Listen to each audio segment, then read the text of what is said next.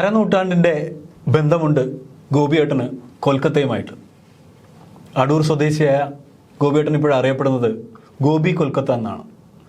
49 വർഷമായി കൊൽക്കത്തയിലെ ദേശാഭിമാനി ലേഖകനാണ്.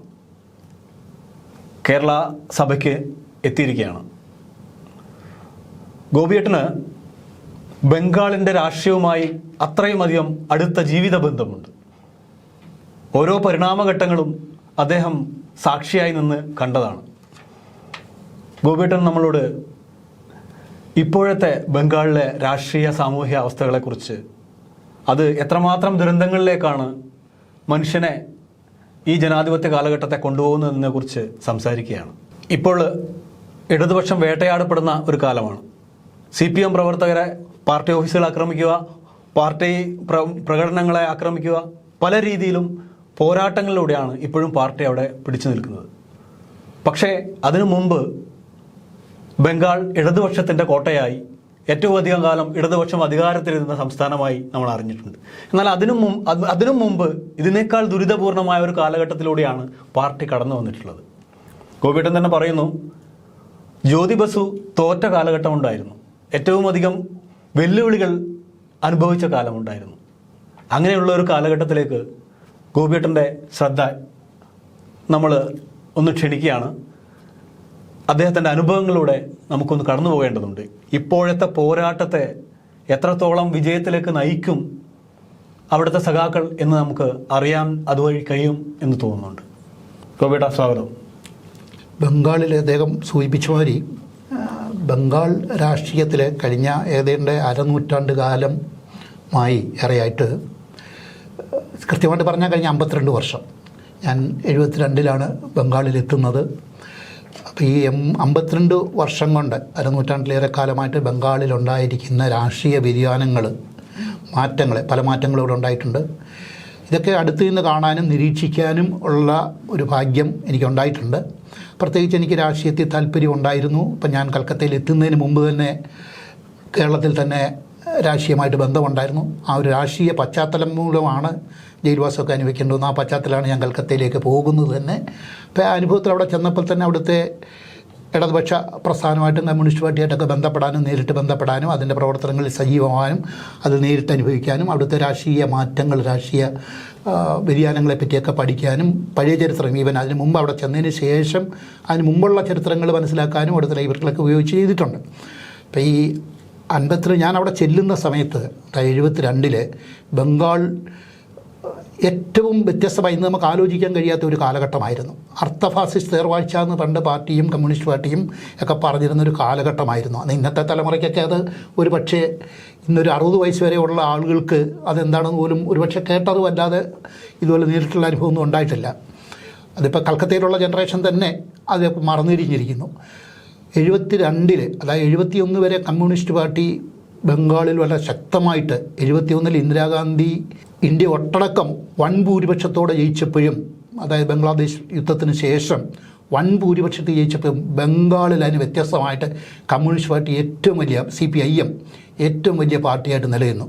അപ്പോൾ ഇന്ത്യ ഒട്ടാകെ ഇന്ദിരാഗാന്ധിയെ പിന്തുണച്ചപ്പോഴും കോൺഗ്രസിനെ പിന്തുണച്ചപ്പോഴും ബംഗാൾ അതിൽ നിന്നൊക്കെ വ്യത്യസ്തമായി CPIM-നോടൊപ്പവും ഇടതുപക്ഷത്തോടൊപ്പവും നിന്ന സംസ്ഥാനമാണ്. പക്ഷെ ഇതിങ്ങനെയാണെങ്കിൽ ഇത്രയും വലിയ തരംഗത്തിലും ബംഗാളിനെ തകർക്കാൻ കഴിയില്ലെന്ന് കണ്ടുകൊണ്ട് അവിടെ പ്രത്യേക ഒരു കേന്ദ്രത്തിൽ നിന്നൊരു മന്ത്രിയായിരുന്ന സിദ്ധാർത്ഥ ശങ്കർ റേ ബംഗാളിൻ്റെ ചുമതല അദ്ദേഹത്തിന് കൊടുത്തുകൊണ്ട് അദ്ദേഹത്തിന് ബംഗാളിൻ്റെ അന്നവിടെ പ്രസിഡൻറ്റ് ഭരണമായിരുന്നു നിൽക്കുന്നത്. അപ്പോൾ ആ പ്രസിഡന്റ് പറഞ്ഞ സമയത്ത് ഒരു കേന്ദ്രമന്ത്രിക്ക് പ്രത്യേക ചുമതല കൊടുത്ത്, സിദ്ധാർത്ഥ ശങ്കർക്ക് ചുമതല കൊടുത്തുകൊണ്ട് ഇടതുപക്ഷം നേരിടാനുള്ള പരിപാടികൾ അന്നേ ആരംഭിച്ചത്. ഇടതുപക്ഷത്തെ തകർക്കാനും അതിനെ വേട്ടയാടാനുമുള്ള പരിപാടികൾ അന്നേ ആരംഭിച്ചു.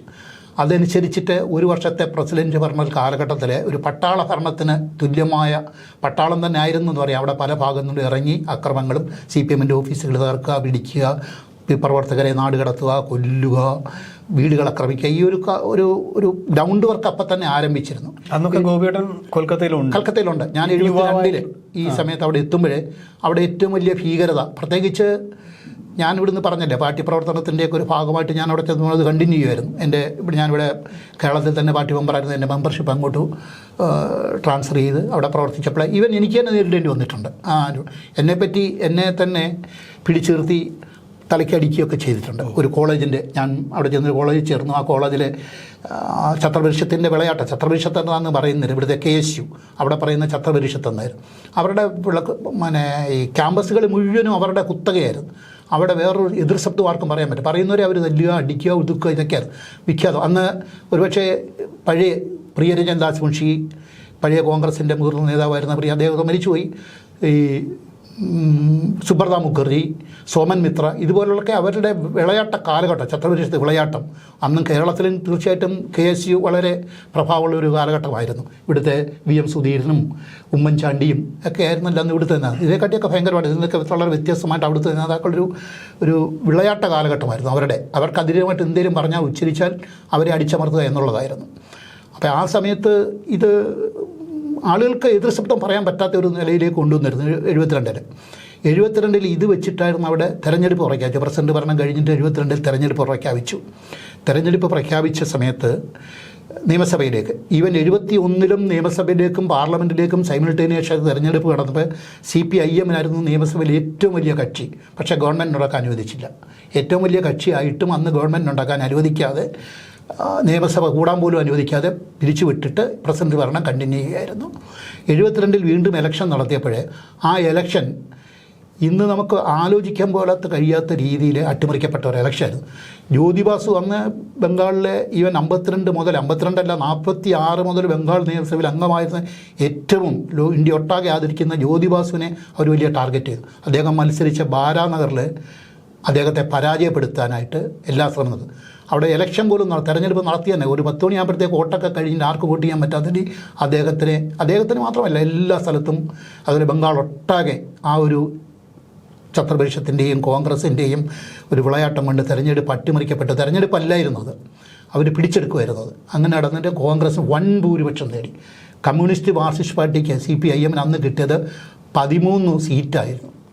ആകെ 272 272ആയിരുന്നു. ഇപ്പോൾ 294 272 സീറ്റിൽ 13 സീറ്റിലേക്ക് ഒതുങ്ങി.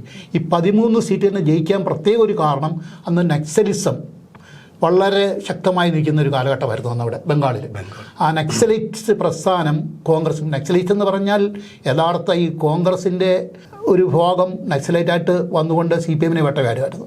നക്സലൈറ്റുകൾ, ഒറിജിനൽ നക്സലൈറ്റുകാർ CPIM വേട്ടയാടി, കോൺഗ്രസിൻ്റെ ആൾക്കാർ നക്സലൈറ്റ് മുഖം മൂടി അരിഞ്ഞ് CPIM വേട്ടയാടി.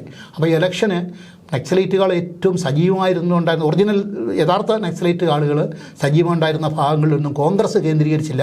ആ 13 മണ്ഡലങ്ങളിൽ, ഇൻക്ലൂഡിങ് ജാദവ്പൂർ എന്ന് പറയുന്ന ഏറ്റവും പ്രധാന ജാദവ്പൂർ യൂണിവേഴ്സിറ്റിയിലൊക്കെ നക്സലൈറ്റ് സ്റ്റുഡൻസിൻ്റെ, നക്സലൈറ്റുകളുടെ ഏറ്റവും വലിയ പ്രഭാവ കേന്ദ്രങ്ങളായിരുന്നു. അവിടെ വലിയ ശക്തമായ കേന്ദ്രങ്ങളായിരുന്നു.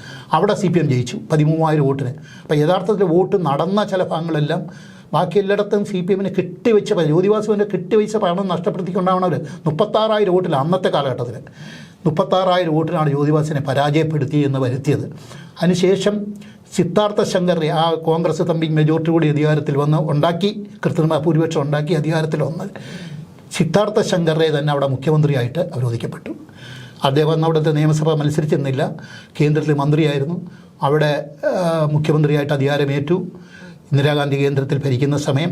അപ്പോൾ ആ ഒരു കാലഘട്ടം, ആ ഒരു സിദ്ധാർത്ഥങ്കയുടെ കാലഘട്ടം 5 വർഷക്കാലം യഥാർത്ഥത്തിൽ അർത്ഥ ഫാസിസ്റ്റ് തെറിവിടെ നമ്മൾ പഴയ റെക്കോർഡുകളിലെല്ലാം അത് എഴുതാൻ വായിക്കുകയൊക്കെ നമ്മുടെ ഇടതുപക്ഷങ്ങൾ മാത്രമല്ല ഇത് മനസ്സിലാക്കിയ പലപ്പോഴും ബംഗാൾ ഇലക്ഷനെ പറ്റി നിരീക്ഷകർ നിഷ്പക്ഷമായ നിരീക്ഷണം നടത്തി എല്ലാ ആളുകളും തിരഞ്ഞെടുപ്പല്ല എന്ന് രേഖപ്പെടുത്തിയിട്ടുണ്ട്. അപ്പോൾ അതിൽ വൻ ഭൂരിപക്ഷം, അവർ കൃത്രിമ ഭൂരിപക്ഷം ഉണ്ടാക്കി അധികാരത്വത്തിൽ സിദ്ധാർത്ഥ ശങ്കർ നടപ്പിലാക്കിയത് മാർക്സിസ്റ്റ് വേട്ട തന്നെയായിരുന്നു. തകർക്കുക, കമ്മ്യൂണിസ്റ്റ് പാർട്ടി ഇനിയും ബംഗാളിൽ ഒരിക്കലും തലപൊക്കരുത് എന്നുള്ള രീതിയിൽ അവരെ ആക്രമിക്കുക, അവരുടെ ഓഫീസുകളെല്ലാം പിടിച്ചെടുക്കുക, കൂട്ടത്തോടെ അവരുടെ കേഡർമാരെ കൊന്നൊടുക്കുക. 1200 പേരാണ് CPIM ഒരു കേഡറെ ഈ 5 വർഷത്തിൽ കൊല്ലപ്പെട്ടത്. 1200 പേരാണ് CPIM സജീവ പ്രവർത്തകരെ, അനുഭാവികളല്ല ഞാൻ പറയുന്നത്, പാർട്ടി അംഗങ്ങളായിട്ടുള്ള 1200 പേരാണ് ഈ 5 വർഷത്തോടെ 72 മുതൽ 75 വരെ സിദ്ധാർത്ഥ ശങ്കറുടെ ഭരണകാലത്ത് കൊല്ലപ്പെട്ടത്. 75 എമർജൻസി ഡിക്ലെയർ ചെയ്ത്, ജൂണിൽ എമർജൻസി ഡിക്ലെയർ ചെയ്ത ശേഷം ആക്രമണം വളരെ രൂക്ഷമായി. ഇത് ഒരക്ഷരം പോലും ആർക്കും മിണ്ടാൻ പറ്റാത്ത രീതിയിൽ ഇന്ത്യയിൽ 75 എമർജൻസി ഡിക്ലെയർ ചെയ്തിട്ട് ബംഗാളിൽ 72 മുതൽ എമർജൻസി തേർവാഴ്ച ഭരണമായിരുന്നു നടന്നത്. അത് കണ്ട ജനമാണ് ബംഗാളിലേത്. അപ്പം ബംഗാളിൽ ഇപ്പോൾ കാണുന്ന ഈ മമതയുടെ ഭരണത്തിലൊക്കെ കാണുന്നത് കമ്മ്യൂണിസ്റ്റ് പാർട്ടിയെ സംബന്ധിച്ചുള്ള അല്ലെങ്കിൽ CPIM-നെ സംബന്ധിച്ചിടത്തോളം പുതിയ അനുഭവമല്ല.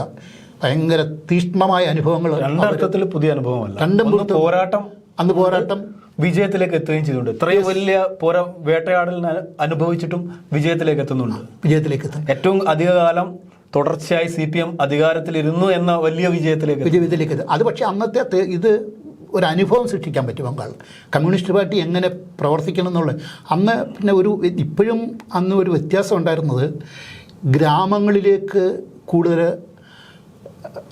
അക്രമം നടന്നില്ല. പട്ടണങ്ങൾ കേന്ദ്രീകരിച്ചായിരുന്നു CPM-നെ അവിടെ തകർത്തുകൊണ്ടിരുന്നത്. അപ്പോൾ പാർട്ടിയുടെ പ്രവർത്തകർ അന്നത്തെ മുതിർന്ന നേതാക്കളെല്ലാം ഗ്രാമങ്ങളിൽ ഒളിവിലായിരുന്നു. അന്ന് ഒഴിവാക്കിയത് അറസ്റ്റ് ചെയ്തില്ലെങ്കിലും ജ്യോതിബാസുവിനെ മാത്രമാണ് ഒഴിവാക്കിയത്, അറസ്റ്റ് ചെയ്യാതെ. ബാക്കിയുള്ള എല്ലാ സെക്രട്ടേറിയറ്റ് മെമ്പറെയും കേന്ദ്ര കമ്മിറ്റി അംഗങ്ങളെയും എല്ലാവരെയും. പ്രമാദാസ് ഗുപ്തയും അന്ന് പാർട്ടിയുടെ സെക്രട്ടറി ആയിരുന്നു. പ്രമാദാസ് ഗുപ്ത പഴയ ആളുകളൊക്കെ കേട്ടിട്ടുണ്ടാവും. ആദ്യത്തെ CPIM-ൻ്റെ നവരത്നങ്ങൾ എന്ന് പറയുന്ന 9 പോളിറ്റ് ബ്യൂറോ അംഗങ്ങളിൽ ഒരാളായിരുന്നു അദ്ദേഹം, ജ്യോതിബാസു ഉൾപ്പെടെ. അദ്ദേഹം അവിടുത്തെ പാർട്ടി സെക്രട്ടറി. അപ്പോൾ അദ്ദേഹവും ജ്യോതിബാസിനെ ഒഴിച്ച് ബാക്കി അതിൻ്റെ താഴെയുള്ള എല്ലാ നേതാക്കളെയും പിടിച്ചിട്ട് അകത്തിട്ടു ജയിലിൽ. 9 വർഷത്തോളം അടിയന്തരാവസ്ഥ സിറ്റുവേഷൻ തന്നെയാണ്. 9 വർഷത്തെ 72 മുതൽ 77 വരെ 5 വർഷക്കാലം. അതിന് മുമ്പ് തന്നെ അറ്റാക്ക് ഉണ്ടായിരുന്നു. അതിന് മുമ്പ് ഇവൻ 69 ഗവൺമെൻറ് ഉണ്ടായിരുന്നപ്പോഴും കൂട്ടുകക്ഷി ഗവൺമെൻറ് ആയിരുന്നു അന്നത്തേക്ക്. അജയ് മുഖർജി മുഖ്യമന്ത്രി ആയിരുന്നപ്പോൾ ജ്യോതിബാസു ഡെപ്യൂട്ടി. അവിടെ നിന്നാണ് ജനകീയ അടിത്തറ ഉറപ്പിച്ചിട്ട് പ്രസ്ഥാനം. ഗ്രാമങ്ങളിൽ നേതാക്കൾ പോയി പ്രവർത്തിച്ചപ്പോൾ ഗ്രാമങ്ങൾ കേന്ദ്രീകരിച്ചുകൊണ്ട് പാർട്ടി സംഘടന ഇതിൻ്റെ നേതാക്കൾ കേന്ദ്രങ്ങളെല്ലാം പ്രവർത്തിച്ചത് ഗ്രാമങ്ങളിലേക്ക് മാറി. ആ ഗ്രാമങ്ങളിൽ പാർട്ടി കെട്ടിപ്പടുക്കാനുള്ള അവസരം അതുണ്ടാക്കി. ജനങ്ങളുമായിട്ട് കൂടുതൽ ബന്ധപ്പെട്ട് ജനകീയ അടിത്തറ സ്ട്രോങ് ആക്കി. അന്ന് പാർട്ടി മെമ്പർമാരൊക്കെ വളരെ കുറവാണ്. 77 CPIM അധികാരത്തിൽ വരുമ്പോൾ പാർട്ടി മെമ്പർഷിപ്പ് 27,000 ഉള്ളൂ. ആലോചിക്കണം. 77 ബംഗാളിൽ തമ്പിങ് മെജോറിറ്റി ഇടതുപക്ഷം അധികാരത്തിൽ വരുമ്പോൾ 27,000 പാർട്ടി മെമ്പർമാരേ ഉള്ളൂ. പാർട്ടി അധികാരത്തിൽ നിന്ന് പോകുമ്പോൾ, അതായത് ഈ മമതയുടെ ഭരണം വരുമ്പോൾ 2011 വരുമ്പോൾ മെമ്പർഷിപ്പ് ഏതാണ്ട് 5 ലക്ഷത്തിനടുത്തായി. അപ്പോൾ ഈ വന്ന മെമ്പർമാർ ബഹുഭൂരിപക്ഷവും അന്ന് 27,000 ഒരു 3/4 പങ്കും പിന്നെ പ്രായമായിട്ടും മരിച്ചുപോയൊക്കെ ഉണ്ട്. അപ്പോൾ തരത്തിൽ അപ്പോൾ എല്ലാം ഭരണത്തിലൂടെ വന്ന ആളുകളായിരുന്നു. അപ്പോൾ ഞാൻ പറഞ്ഞു വന്നത്, അപ്പോൾ ഒരു തീക്ഷ്ണമായ അനുഭവം പാർട്ടിക്ക് ആദ്യത്ത് തന്നെ ഉണ്ടായിരുന്നു. അപ്പോൾ ആ 77 ഗ്രാമങ്ങൾ പോലും ഗ്രാമീണ ജനങ്ങളുടെ ജീവിതം അവരുമായിട്ട് ഇടകച്ചേർന്ന് അവരുടെ ജീവിതത്തിൽ പങ്കാളികളായി അവരുടെ സംഘടിപ്പിച്ചായിരുന്നു പാർട്ടി. കിസാൻ സഭയൊക്കെ അതിൻ്റെ വളരെ പ്രധാനപ്പെട്ട ഘടകങ്ങളായിരുന്നു. അവരാണ് പാർട്ടിക്കൊരു ബേസ് ഉണ്ടാക്കി. 77 എമർജൻസി പിൻവലിച്ച ശേഷം ഇലക്ഷൻ ഡിക്ലെയർ ചെയ്തപ്പോൾ, ലോക്സഭയിലേക്കുള്ള ഇലക്ഷൻ ഡിക്ലെയർ ചെയ്യുമ്പോൾ പാർട്ടിക്ക് വലിയ വിശ്വാസമൊന്നുമില്ലായിരുന്നു. കാരണം ഒരു സംഘടന, അത്ര വലിയ സംഘടനയില്ല, തിരിച്ചു വരാൻ കഴിയുമോ. എങ്കിലും ജനതാ പാർട്ടിയായിരുന്നു അന്ന്. ജനതാ പാർട്ടിയുടെ മൊറാർജി ദേശായിയുടെ നേതൃത്വം, PCCൻ്റെയൊക്കെ നേതൃത്വത്തിലുണ്ടായിരുന്ന അന്ന് ലോക്സഭാ തെരഞ്ഞെടുപ്പിൽ ജനതാ പാർട്ടിയും ഇടതുമുന്നണിയും, അന്ന് ഇടതുമുന്നണി ഇല്ല, ഇടതുമുന്നണി ഇന്ന് കാണുന്ന ഇടതുമുന്നണി അന്ന് രൂപീകരിച്ചിട്ടില്ല. അത് 77 ഗവൺമെൻറ് വന്നതിന് ശേഷമാണ്. അതിൽ RSP ഈ 72 ഇലക്ഷനെ 13 പേര് നിയമസഭയ്ക്ക് തിരഞ്ഞെടുക്കപ്പെട്ടു. അവർ നിയമസഭയിൽ പോയതേ ഇല്ല. 5 വർഷം നിയമസഭ ബഹിഷ്കരിക്കുമായിരുന്നു. കാരണം യഥാർത്ഥത്തിൽ നടന്ന ഒരു ഇലക്ഷനല്ല, അട്ടിമറിവിൽ കൂടി വന്ന ഒരു തെരഞ്ഞെടുപ്പാണ് നടന്നത്. അത് ഞങ്ങൾ അംഗീകരിക്കുന്നില്ലെന്ന് പറഞ്ഞുകൊണ്ട് അന്ന് കമ്മ്യൂണിസ്റ്റ് പാർട്ടി ഇടതുപക്ഷം CPIM ആ നിയമസഭ കംപ്ലീറ്റ് ബഹിഷ്കരിച്ചു. അധികാരത്തിന്റെ സ്ഥാനത്തേക്ക് പോകാതെ ജനങ്ങൾക്കിടയിൽ പ്രവർത്തിച്ചുകൊണ്ടേയിരുന്നു. മാത്രം അതൊരു തെരഞ്ഞെടുപ്പല്ലായിരുന്നു, ഫാസിസ്റ്റ് മോഡലിൽ നടത്തിയ പിടിച്ചുപിടിക്കപ്പെട്ട ഒരു തെരഞ്ഞെടുപ്പ്. അത് ഞങ്ങൾ അംഗീകരിക്കുന്നില്ല എന്ന് പറയുന്നത് തെരഞ്ഞെടുപ്പ് ഒഴിവായി. അന്ന് ഇടതുമുന്നണിയൊന്നുമില്ല, അന്ന് CPI കോൺഗ്രസിൻ്റെ കൂടായിരുന്നു. RSP കുറച്ചു കാലം 2 സീറ്റ് അവർക്കും കിട്ടിയിരുന്നു. പക്ഷേ കുറച്ചു കാലം അവർ ബഹിഷ്കരിച്ചിട്ട് പിന്നെ അവർ നിയമസഭയിൽ പങ്കെടുത്തു. പക്ഷേ CPIM പോയില്ല. 13 പേരും ഭരണം നിയമസഭ അംഗീകരിക്കും. പക്ഷേ ആ 13 വർഷം പിന്നെ ഉപതെരഞ്ഞെടുപ്പ് നടത്താൻ ഗവൺമെൻറ് തയ്യാറായില്ല. ഇവർ സത്യപ്രതിജ്ഞ ചെയ്ത് അധികാരമേറ്റിലൊന്നും ചെയ്യാത്തതുകൊണ്ട് അവർ തെരഞ്ഞെടുപ്പ്, സിദ്ധാർത്ഥ് ശങ്കർ അതിന് ശേഷം ഒരു മണ്ഡലത്തിൽ നിന്ന് ഉപതെരഞ്ഞെടുപ്പിൽ ജയിച്ച് മുഖ്യമന്ത്രിയായിട്ട് തുടർന്നു. പക്ഷേ ആ 77 വന്ന ഇലക്ഷൻ എമർജൻസി അടിയന്തരാവസ്ഥ പിൻവലിച്ചുകൊണ്ട് തെരഞ്ഞെടുപ്പ് നടത്തിയപ്പോൾ ജനതാ പാർട്ടി കേന്ദ്രത്തിൽ തന്നെ കോൺഗ്രസിനെതിരായിട്ടൊരു വലിയ വികാരമുണ്ടാക്കിയ ഒരു കാലഘട്ടമായിരുന്നല്ലോ. ഇന്ദിരാഗാന്ധി അവരെ തോൽപ്പിച്ച് ബംഗാളും അത് നന്നായിട്ട് പ്രതിഫലിച്ചു. അന്ന് ജനതാ പാർട്ടി ജനതാ സഖ്യം രൂപീകരിച്ച് വരുന്നേ ഉള്ളൂ. ജനതാ പാർട്ടി എന്ന് പറഞ്ഞാൽ അത് ഗവൺമെൻറ് വന്നതിന് ശേഷമാണ് ഉണ്ടാക്കിയത്. ഒരു സഖ്യം, ജനതാ സഖ്യം രൂപീകരിച്ചുകൊണ്ട് അതിൽ ഇടതുപക്ഷവും. പക്ഷേ അന്ന് ഏറ്റവും കൂടുതൽ പാർലമെൻറ്റിലേക്ക് ഏറ്റവും കൂടുതൽ സീറ്റുകൾ കൊടുത്ത ജനതാ പാർട്ടിക്കായിരുന്നു. അന്ന് ബാക്കി 39 സീറ്റായിരുന്നു അന്നുണ്ടായിരുന്നു. അത് ഏറ്റവും കൂടുതൽ ജനതാ പാർട്ടിക്ക് എടുത്തു. CPIM-ന് 13 സീറ്റ് 14 സീറ്റാണ്ടായിരുന്നു അന്ന് കൊടുത്തത്. അപ്പം അത് CPM ജയിച്ചു. ജനതാ പാർട്ടി വൻ ഭൂരിപക്ഷം. കോൺഗ്രസ് തമ്പെ പരാജയപ്പെട്ടു പോയി ആ സമയത്ത്. ഓൾ ഇന്ത്യയിൽ ഉത്തരേന്ത്യയിലോട്ടൊക്കെ ബംഗാളിൽ ഈ സൗത്ത് ഇന്ത്യയിൽ മാത്രമായിരുന്നു കോൺഗ്രസ് പിടിച്ചിരിക്കാൻ പറ്റിയത്. നല്ല ഭൂരിപക്ഷം, കേരള ഉൾപ്പെടെ നല്ല ഭൂരിപക്ഷം അന്ന് സൗത്ത് ഇന്ത്യ കിട്ടി. ഉത്തരേന്ത്യ മുഴുവനും കോൺഗ്രസ് വിരുദ്ധ വികാരമാണ് ചെയ്തത്. ബംഗാളിലും ആ കോൺഗ്രസ് വിരുദ്ധ വികാരം ശക്തമായിട്ട് ആഞ്ഞടിച്ചു. ഇടതുപക്ഷവും ജനതാ പാർട്ടിയും നല്ല മിക്കവാറും എല്ലാ സീറ്റുകളും ജയിച്ചു. അത് കഴിഞ്ഞിട്ട് 3 മാസം കഴിഞ്ഞപ്പോഴാണ് മൊറാർജി ദേശായി ഗവൺമെൻറ് വന്നതിന് ശേഷം ഈ കോൺഗ്രസ് പരാജയപ്പെട്ട എല്ലായിടത്തും നിയമസഭകൾ പിരിച്ചുവിട്ട് UP, ബീഹാർ അങ്ങനെയുള്ള എല്ലാ പുതിയ തെരഞ്ഞെടുപ്പ് നിയമസഭകളിലേക്ക് തെരഞ്ഞെടുപ്പ് നടത്തി. ആ തെരഞ്ഞെടുപ്പിലും ജനതാ പാർട്ടി, അന്ന് അവിടുത്തെ ജനതാ പാർട്ടിയുടെ പ്രമുഖ നേതാവ് PC സെൻ, അദ്ദേഹം കേന്ദ്രത്തിൻ്റെ നേതാവ് PC സെന്നെ, പ്രതാപ് ചന്ദ്ര ചുന്ദർ ഇവരൊക്കെയായിരുന്നു അവരുടെ നേതാവ്.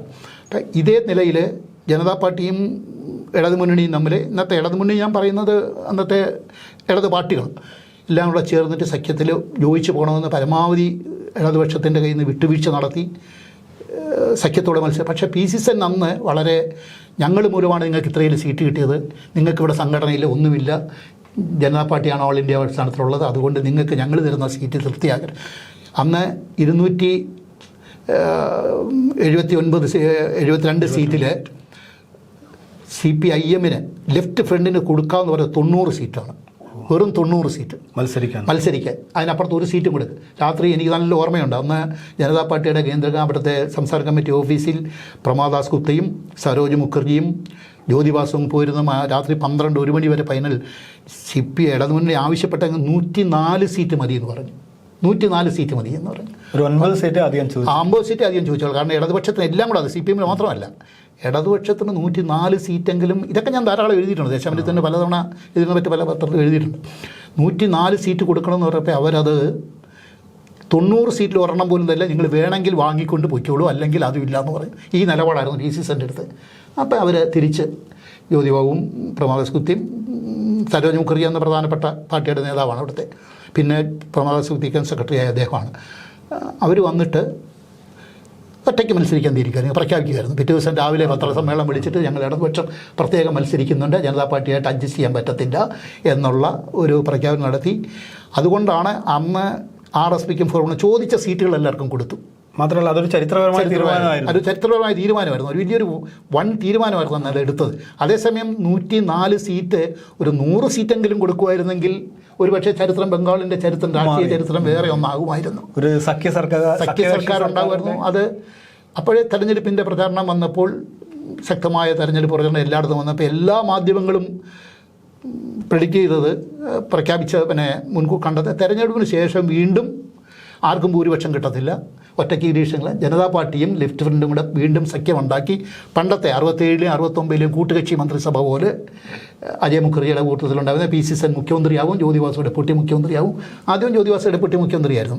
2 സർക്കാർ, ആ സർക്കാരുകളൊക്കെ വെറും 11 മാസം 13 മാസമൊക്കെ നിലനിന്നു. 67 വന്ന ഇടതുമുന്നണി കൂട്ടുകക്ഷി സർക്കാരുകൾ അതേമാതിരി ആയിരിക്കും ഉണ്ടാകുന്നത് എന്നുള്ള പ്രവചനങ്ങൾ എല്ലാ മാധ്യമങ്ങളും, രാഷ്ട്രീയ നിരീക്ഷകരും രാഷ്ട്രീയ പണ്ഡിതരും എല്ലാം നടത്തി. അന്നത്തെ എക്സിറ്റ് പോൾ ഇന്നത്തെ കൂട്ടി ഇങ്ങനെ മാധ്യമങ്ങൾ, വീഡിയോകളോ ഈ വിഷ്വൽ മീഡിയകളൊന്നും ഇല്ലല്ലോ, പത്രങ്ങളും അന്നത്തെ എക്സിറ്റ് പോളിൽ നടത്തി. തെരഞ്ഞെടുപ്പ് കഴിഞ്ഞു. 77 ജൂണിലായിരുന്നു തെരഞ്ഞെടുപ്പ്. ഫലം വന്നപ്പോൾ എല്ലാ സ്ഥലത്തും ഇടതുമുന്നണി മുന്നേറുന്ന ചിത്രമാണ് വന്നുകൊണ്ട് ആളുകൾ അന്തിച്ചു പോയി. ആ ഫലം വന്നപ്പോൾ റോഡുകളൊക്കെ അങ്ങ് ആഘോഷം കൊണ്ട് ജനം അങ്ങ് ഇറങ്ങി തുള്ളിച്ചാടിയായിരുന്നു. എനിക്ക് നല്ല ഓർമ്മയുണ്ട്. എല്ലാ ഭാഗത്തും ഓരോ ഫലം ഇങ്ങനെ വന്നുകൊണ്ടിരുന്നപ്പോൾ ഇടതുമുന്നണിയുടെ മുന്നേറ്റം വന്നുകൊണ്ട് വരുന്നത്. ജ്യോതിബാസുമൊക്കെ വലിയ തമ്പിങ് മാറില്ല. 52,000 വോട്ടിനാണ് അന്നത്തെ 52,000 എന്ന് പറഞ്ഞാൽ എത്ര വോട്ടിൻ്റെ 4 വോട്ടില്ല. കെട്ടിവെച്ച കാശ് നഷ്ടപ്പെട്ട അവസ്ഥയിൽ നിന്നാണ് ബസ് വരുന്നത്. ഛത്രകച്ചി, അവിടുന്ന് ബാരാനഗറിൽ മാറി ഛത്രകച്ചി എന്ന് പറഞ്ഞൊരു സദ്ഗച്ചിയ എന്ന മണ്ഡലത്തിലേക്ക് അദ്ദേഹം മാറി. അവിടെയൊക്കെ ജ്യോതിബാസിൻ്റെയൊക്കെ ഈ അന്ന് റേഡിയോക്കിലാണല്ലോ ആശയം തന്നെ. ഓരോരുത്തർ വരുമ്പോൾ റേഡിയോയുടെ മുമ്പിൽ അന്ന് എല്ലാ വീട്ടിലും റേഡിയോ TV ഒന്നും ഇല്ലല്ലോ. റോഡിലൊക്കെ ഇരുന്ന് ഇങ്ങനെ കേൾക്കുമ്പോൾ ആർപ്പ് വിളിയായിരുന്നു ആളുകൾ. അതൊക്കെ ഞാൻ നേരിട്ട് കണ്ടിട്ടുള്ളൂ. എന്തോ ഒരു ആവേശം സൃഷ്ടിച്ച സീനുകളായിരുന്നു. അന്നത്തെ റിസൾട്ട് എന്നിട്ട് എങ്ങനെയാണ് വരുന്നത്? റിസൾട്ട് എന്ന് വെച്ചാൽ അന്ന് 272 ഇടതുമുന്നണിക്ക് 214 സീറ്റുകൾ കിട്ടി.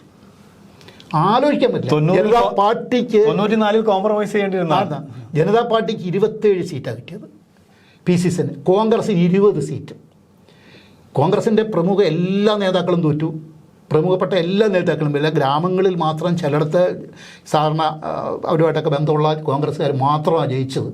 ജനതാ പാർട്ടി 200 സീറ്റിലധികം മത്സരിക്കുമെന്ന് പറഞ്ഞാൽ ജനതാ പാർട്ടിക്ക് കിട്ടിയത് 27 സീറ്റാണ്. അവരെല്ലാവരും രാഷ്ട്രീയ പണ്ഡിതന്മാരൊക്കെ അന്തിച്ച്. അപ്പോൾ ഉടനെ പിന്നെ പിന്നെ ചരിത്രം, ജ്യോതിബാസു ഗവൺമെൻറ് അധികാരത്തിൽ വരുന്നു. ജ്യോതിബാസു അധികാരത്തിൽ വരുന്നത് 77 ജൂൺ 27-ാം തീയതിയാണ്.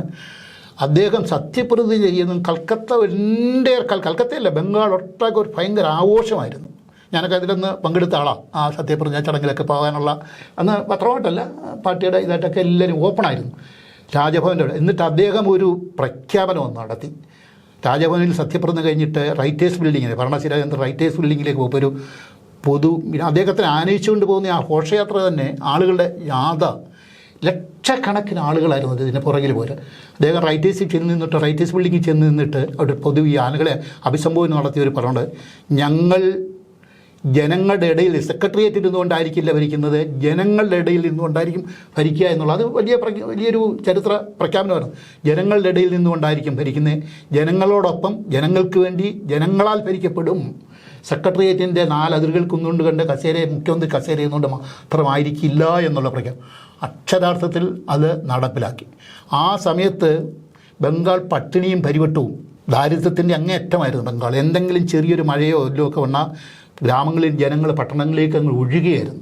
നമ്മൾ 71-നും 47-നും ഒക്കെ ബംഗ്ലാദേശിൽ നിന്ന് അഭയാർത്ഥികൾ കയറി വന്ന അതേപോലെ ഗ്രാമങ്ങളിൽ നിന്ന് ഒഴുക്കായിരുന്നു. കൽക്കട്ട നഗരത്തിൻ്റെ തീർവീതികളിൽ മുഴുവൻ ഗ്രാമങ്ങളിൽ നിന്നുള്ള ആളുകൾ ഈ നമ്മൾ ജോയി ഓഫ് കൽക്കത്തയിലൊക്കെ കേട്ടിട്ടില്ലേ, വായിച്ചിട്ടുണ്ടെങ്കിൽ സിറ്റി ഓഫ് ജോയി, ആ പുസ്തകത്തിലൊക്കെ എഴുതുന്നത് അക്ഷരാർത്ഥത്തിൽ നമ്മളൊക്കെ നേരിട്ട് കണ്ടിട്ടുള്ളവരാണ് എല്ലാത്തിനും. അദ്ദേഹം പറഞ്ഞ പ്രഖ്യാപനം ഇത് ഞാൻ അവസാനം ഒരു നേരമെങ്കിലും ജനങ്ങൾക്ക് ആഹാരം കഴിക്കാനുള്ള സ്ഥിതി ബംഗാളിൽ ഉണ്ടാക്കണം. അതാണ് നമ്മുടെ ആദ്യത്തെ. അല്ല വലിയ പ്രഖ്യാപനമൊന്നും നടത്തിയില്ല, ഒരു പ്രഖ്യാപനവും നടത്തിയില്ല. ആദ്യത്തെ അന്ന് ഒരു നേരത്തെ ഭക്ഷണം, അതായത് ഒരു ആഹാരം. നമ്മളൊക്കെ ഗ്രാമങ്ങളിൽ പോകുമ്പോൾ കാണാമായിരുന്നു ആളുകൾക്ക് പിന്നീട് പട്ടിണി പരിവട്ടം നേരിട്ട് കണ്ടിട്ടുണ്ട്. ഞാനൊക്കെ ഒരുപാട് കണ്ടിട്ടുണ്ട് നേരിട്ട്. ഒരു നേരത്തെ നമ്മൾക്ക് അവിടെ കഴിഞ്ഞാൽ അവർക്ക് നമ്മൾ പുറത്തുനിന്നൊക്കെ ഒരാളുടെ വീട്ടിൽ ഒരു ചായ കഴിക്കാൻ, തുടർഭരണത്തെ അതിൻ്റെ വീഴ്ചകളെയൊക്കെ വല്ലാതെ വിമർശിക്കുന്നവരുണ്ട്. അപ്പോൾ അവര് തുടങ്ങേണ്ടത് ഈ ഒരു നേരത്തെ ഭക്ഷണം ആദ്യത്തെ ലക്ഷ്യം അതായിരുന്നു. ഒരു നേരം വയറ് നിറച്ച്, അവിടെ നിന്നാണ് ഈ അവസ്ഥയിലേക്ക് എത്തുന്നത്. ഒരു നേരം വയറ് നിറച്ച് നിങ്ങൾക്ക് ആഹാരം കഴിക്കാനുള്ള വകുപ്പ് ഞാൻ ഉണ്ടാക്കി. എനിക്ക് വേറെ വലിയ പ്രഖ്യാപനമൊന്നുമില്ല അതിനുള്ള. അന്ന് ഭൂമി മുഴുവൻ ജമീന്ദാറിൻ്റെ മാറ്റായില്ല. ഈ കൃഷിക്കാരൊക്കെ പാട്ടകൃഷിക്കാരും പങ്കുകൃഷിക്കാരും ഒക്കെ അവരുടെ വിളവെടുക്കുമ്പോൾ ജമീന്ദാറുടെ വീട്ടിലേക്ക് ആദ്യം ചെയ്ത, അന്ന് അശോക് മിത്രയായിരുന്നു ധനകാര്യമന്ത്രി. മുഖ്യമന്ത്രിയും ധനകാര്യമന്ത്രിയും ആദ്യം അധികാരമേറ്റത് അശോക് മിത്രയും ജ്യോതിബാസും മാത്രമായിരുന്നു. അത് കഴിഞ്ഞ ഗവൺമെൻറ്റൊക്കെ എക്സ്പാൻഡ് ചെയ്തത്, വികസിപ്പിച്ചത്. അന്ന് നടത്തിയ പ്രഖ്യാപനം ഇപ്പോഴും നമ്മളെയൊക്കെ കാതിൽ മുഴങ്ങുന്നുണ്ട്. ഒരു നേരത്തെ ആഹാരം, താങ്കൾ പറഞ്ഞ ശരിയാണ്. അതിൻ്റെ ഒരു പ്രഖ്യാപനത്തിൻ്റെ ഇമ്പാക്റ്റ്, അതിൻ്റെ ഒരു പ്രതിഫലനം എങ്ങനെയാണ് ഗ്രാമങ്ങൾ ഉണ്ടാക്കിയെന്നറിയാം. അത് നടപ്പിലാക്കാനുള്ളതെന്ന് വെച്ചാൽ കൃഷിഭൂമി കർഷകൻ്റെ യഥാർത്ഥ കയ്യിലേക്ക് എത്തിക്കും. അതിൻ്റെ അവകാശികൾ കൃഷിക്കാരാണ്. ആ ഭൂമി ഞാൻ നിങ്ങളുടെ കയ്യിലെത്തിക്കും, അത് നിങ്ങൾ കൃഷി ചെയ്ത് നിങ്ങൾ വയറ് നിറച്ച് ആഹാരം കഴിക്കുക. അതായിരുന്നു അദ്ദേഹത്തിൻ്റെ പ്രഖ്യാപനം. അതിൽ നിങ്ങൾ ഉണ്ടാക്കുക, നിങ്ങളുടെ പോയിലേക്ക് ഭൂമി വരുമ്പോൾ നിങ്ങൾക്ക് സംതൃപ്തമായിട്ട് ആഹാരം പിന്നീട് കൃഷി ചെയ്യാൻ പറ്റും. ആ കൃഷിയിൽ നിന്ന് കിട്ടുന്നത് നിങ്ങൾക്ക് വയറ് നിറച്ച് നിങ്ങളുടെ കുട്ടികൾക്കും ആഹാരം കൊടുക്കാൻ പറ്റും എന്നുള്ളതായിരുന്നു അദ്ദേഹത്തിൻ്റെ സാധാരണക്കാരുടെ ഭാഷയിൽ, സാധാരണക്കാർക്ക് മനസ്സിലാവുന്ന ഭാഷയിൽ. അതാണ് CPM-നെ അത് അക്ഷരാർത്ഥത്തിൽ നടപ്പിലാക്കി. നിയമപരമായി തന്നെ നിയമപരം അതാണ്. 77-ൽ അധികാരത്തിൽ വന്നപ്പോൾ ഭൂപരിഷ്കരണം നടപ്പിലാക്കാനുള്ള, ഇപ്പം കേരളത്തിൽ നടപ്പിൽ നിന്ന് വ്യത്യസ്തമാണ് അവിടെ നടപ്പിലാക്കിയ ഭൂപരിഷ്കരണം നടപ്പിലാക്കാനുള്ള ആദ്യമാണ് ബിനോയ് ചൗധരി ആയിരുന്നു അന്ന് ഭൂപരിഷ്കരണ മന്ത്രി. അദ്ദേഹം പാർട്ടിയുടെ വളരെ പഴയ നേതാവാണ്, കൃഷിക്കാരുടെ ഇടയിൽ നിന്ന് വന്ന നേതാവാണ്. അന്ന് വന്ന മന്ത്രിമാരെല്ലാം ഇതുപോലെ വളരെയധികം ത്യാഗങ്ങൾ ധരിച്ച് ആളുകളുടെ ഇടയിൽ നിന്ന് പ്രവർത്തിച്ച് വളർന്നു നേതൃത്വത്തിലേക്ക് വന്ന ആളുകളാണ്. കൃഷ്ണപാദ ഘോഷ് ലേബർ രംഗത്ത് ഏറ്റവും വലിയ പ്രഗത്ഭനായിരുന്നു. തൊഴിൽപ്പാളി പ്രസ്ഥാനത്തിൽ ഏറ്റവും ഭയങ്കര അനുഭവസമ്പന്നനായിരുന്നു. തൊഴിൽ സമരങ്ങളിൽ പോലീസ് ഇടപെടത്തില്ല എന്നുള്ള പ്രഖ്യാപനം നടത്തി ജ്യോതിബാസു വരുന്നു. എത്ര വലിയ തൊഴിൽ സമരം, പോലീസ് അതിനകത്തിൽ ഇടപെടത്തില്ല, അത് ന്യായമായ രീതിയിൽ നിങ്ങൾ സെറ്റിൽ ചെയ്യണം, തൊഴിലാളികൾക്ക് ഒരു ദോഷവും വരാതെ, എന്നാൽ ഫാക്ടറികൾ റൺ ചെയ്യത്തക്ക രീതിയിൽ രണ്ടുപേരും കൂടെ ഒത്തുചേർന്ന് അതിനകത്തിൽ പോലീസ് അല്ല തീരുമാനിക്കേണ്ടത്, തൊഴിലാളിയും മുതലാളിയും പരസ്പരം ഇരുന്ന് ചർച്ച ചെയ്ത് തീരുമാനമെടുക്കണം, രണ്ടുപേർക്കും ദോഷമില്ലാത്ത രീതിയിൽ നിന്നുള്ള നിലപാടായിരുന്നു അദ്ദേഹം എടുത്തത്. ഇതൊന്നും ഒരു സംസ്ഥാനത്തും പറയാത്തൊരു കാര്യങ്ങളായിരുന്നു. അതിൽ നിന്ന് പിന്നെ മുമ്പോട്ട് പോയി ആദ്യത്തെ 77-ൽ അന്ന് പ്രമോദാസ് ഗുപ്ത പറഞ്ഞ ഒരു കാര്യമുണ്ട്. വളരെ വ്യക്തമായിട്ട് അദ്ദേഹം പറഞ്ഞിരുന്നു. പാർട്ടി ഫോറങ്ങളിലും പബ്ലിക്കിലും ഒക്കെ അദ്ദേഹം പറയുമായിരുന്നു, ഈ ഗവൺമെൻറ് ഒരു ബൂർഷ ഭരണ സംവിധാനത്തിൽ നിലനിൽക്കുന്ന ഗവൺമെൻറ്റാണ്. 5 വർഷം നമുക്കിത് കംപ്ലീറ്റ് ചെയ്യാൻ കഴിഞ്ഞാൽ വലിയ കാര്യമാണ്. കാരണം ബംഗാളിൽ ജനാധിപത്യത്തിൽ കൂടെ അദ്ദേഹം കേരളത്തിലെ അനുഭവങ്ങളൊക്കെ എടുത്ത് പറഞ്ഞു. EMSൻ്റെ മന്ത്രിസഭാദ്യം വന്നപ്പോൾ 3 വർഷം പോലും അവർ തയ്ക്കാൻ അനുവദിച്ചില്ല. അതിനെക്കാട്ടി വലുതൊന്നുമല്ല നമ്മുടെ ഗവൺമെൻറ്, ഇത് തയ്ക്കാൻ സമ്മതിക്കത്തില്ല. പക്ഷേ നമ്മൾ ഇരിക്കുന്നിടത്തോളം കാലം നമുക്ക് എത്രയും പെട്ടെന്ന് എത്ര വേഗം ജനപരമായ കാര്യങ്ങൾ നടപ്പിലാക്കാൻ കഴിയുമോ അത് നടപ്പിലാക്കുക. അതായിരുന്നു അദ്ദേഹം മന്ത്രിസഭയ്ക്ക് കൊടുത്ത നിർദ്ദേശം. 5 വർഷത്തിൽ നിന്നാണ് ഏറ്റവും ദീർഘകാലം അധികാരത്തിലിരുന്ന എന്ന ചരിത്രത്തിലേക്ക് വരുന്നു. അതിന് കാരണം ആ ഗവൺമെൻറ് 5 വർഷം കൊണ്ട് ആ ഗവൺമെൻറ് ചെയ്ത കാര്യങ്ങൾ ഇന്നും ഇന്ത്യയിലെ പല ഭാഗത്തും മാതൃകയാണ്. ഭൂപരിഷ്കരണം 77-ൽ പഞ്ചായത്ത് തെരഞ്ഞെടുപ്പ് നടപ്പിലാക്കി. ത്രിതല പഞ്ചായത്ത്. അല്ല, അന്നത്തെ ബംഗാളുമായിട്ട് ഗോപിയേട്ടൻ പറയുന്നത് ഇന്ന് ബംഗാളിൽ സഞ്ചരിക്കുന്നവർ ഗ്രാമങ്ങളിലൂടെ ഒക്കെ അത്യാവശ്യം സഞ്ചരിച്ചിട്ടുണ്ട്. സഞ്ചരിക്കുമ്പോൾ തന്നെ ആ ഫീലുണ്ട്. അവിടെ നിറയെ വ്യവസായശാലകൾ കാണാം. നമ്മൾ ഏത് ഉൾനാട്ടിലൂടെ സഞ്ചരിക്കുമ്പോഴും ചെറിയ ചെറിയ വ്യവസായശാലകളും വ്യവസായ സ്ഥാപനങ്ങളും കാണുന്നുണ്ട്. അല്ല, അതിൻ്റെ ഒരു വ്യത്യാസം, പണ്ട് ഈ വ്യവസായങ്ങൾ മെയിനായിട്ട് കൊൽക്കത്ത കേന്ദ്രീകരിച്ചായിരുന്നു. പിന്നെ ദുർഗാപൂർ അസൻസോൾ ബെൽറ്റിലൊക്കെ ആയിരുന്നാൽ കൽക്കരി, സ്റ്റീൽ, ഗ്രാമങ്ങളിലേക്കൊന്നും ഒന്ന് വ്യവസായം. ഗവൺമെൻറ് നടപ്പിലാക്കിയ പ്രധാന കാര്യം ജനങ്ങളിലേക്ക് ഇറങ്ങിച്ചെല്ലുന്ന കൃഷി, കുടിൽ വ്യവസായങ്ങൾ. കുടിൽ വ്യവസായം ഏറ്റവും പ്രോത്സാഹിപ്പിച്ച ഒരു കാര്യങ്ങളാണ്. കാരണം ചെറിയ ഗ്രാമീണ അടിസ്ഥാനത്തിലുള്ള ചെറിയ വ്യവസായങ്ങൾ, കുടിൽ വ്യവസായം, അത് ആളുകൾക്ക് തൊഴിലുണ്ടാക്കുന്നൊരു സംഭവമാണ്. കൈത്തറി, ഇങ്ങനെയുള്ള അതിന് ഏറ്റവും അടിസ്ഥാനം കൊടുത്ത പഞ്ചായത്ത്. ഇന്ത്യയിൽ ആദ്യമായിട്ട് രാജീവ് ഗാന്ധി ത്രിതല പഞ്ചായത്ത് സിസ്റ്റമൊക്കെ വരുത്തുന്നതിന് മുമ്പ് തന്നെ ബംഗാളിൽ ത്രിതല പഞ്ചായത്ത് നടപ്പിലാക്കിയ സംസ്ഥാനം. ഗ്രാമീണ പഞ്ചായത്ത്, പഞ്ചായത്ത് സമിതി, ജില്ലാ പരിഷത്ത്. ഇത് ഇന്ത്യയിൽ ആദ്യമായിട്ട് നടപ്പിലാക്കിയ സംസ്ഥാനം ബംഗാൾ. 3 ടയർ സംവിധാനം ഉണ്ടാക്കിയത് ബംഗാൾ 78-ലാണ്. ആലോചിക്കണം. അതായത് ഭരണ വികേന്ദ്രീകരണത്തിന്റെ പഞ്ചായത്ത് അംഗങ്ങൾക്ക് പൂർണ്ണ അവകാശങ്ങൾ കിട്ടി, അധികാരം ലഭിച്ചു. ഈ ഭൂപരിഷ്കരണം നടപ്പിലാക്കിയത് മുഴുവൻ പഞ്ചായത്തുകൾ വഴിയാണ്. ഭൂമി സംബന്ധിച്ച് ഈ കൃഷി ഉടമസ്ഥം പങ്കുവട്ടക്കാർക്കും ജമ്മിക്കും എന്തെങ്കിലും തർക്കമുണ്ടെങ്കിൽ അത് പരിഹരിക്കേണ്ട പഞ്ചായത്തിലാണ്. തിരഞ്ഞെടുക്കപ്പെട്ട ജനപ്രതിനിധികളായിരിക്കണം. അന്ന് പഞ്ചായത്തിൽ വേറൊരു കാര്യം ഇപ്പോൾ പറയുന്നത്, കാരണം 53,000 പഞ്ചായത്ത് സീറ്റുകളായിരുന്നു അന്നുണ്ടായിരുന്നത് ബംഗാളിൽ. ഗ്രാമീണ പഞ്ചായത്ത്, അതായത് വാർഡ്, നമ്മുടെ പഞ്ചായത്തുകൾ പല ഇതിരുന്ന്, പിന്നെ ജില്ലാ പഞ്ചായത്ത് സമിതി, ഇവിടുത്തെ താലൂക്ക് പഞ്ചായത്ത് എന്നൊക്കെ പറയുന്നത് കേരളത്തിലെ ജില്ലാ പഞ്ചായത്ത്. 53,000 സീറ്റ്. അന്ന് ഞാൻ നേരത്തെ പറഞ്ഞ പോലെ കമ്മ്യൂണിസ്റ്റ് പാർട്ടിയിലെ അംഗസംഖ്യ 27,000-ആണ്. അതിൻ്റെ വ്യത്യാസം മനസ്സിലാക്കാം. ഈ 27,000 എന്ന് പറയുന്നത് ഗ്രാമീണത്തിലുള്ളവർ മാത്രമല്ല, കൂടുതൽ ഭാഗവും പട്ടണങ്ങളിലും മറ്റു ഭാഗത്തും എല്ലാം ഉള്ളതാണ്. അപ്പോൾ ഈ 53,000 പഞ്ചായത്ത് അംഗങ്ങളെ തിരഞ്ഞെടുക്കേണ്ടത് കമ്മ്യൂണിസ്റ്റ് പാർട്ടിയായിട്ട് ബന്ധമുള്ളവരല്ല, അല്ലെങ്കിൽ കമ്മ്യൂണിസ്റ്റ് പാർട്ടി അംഗങ്ങളല്ല.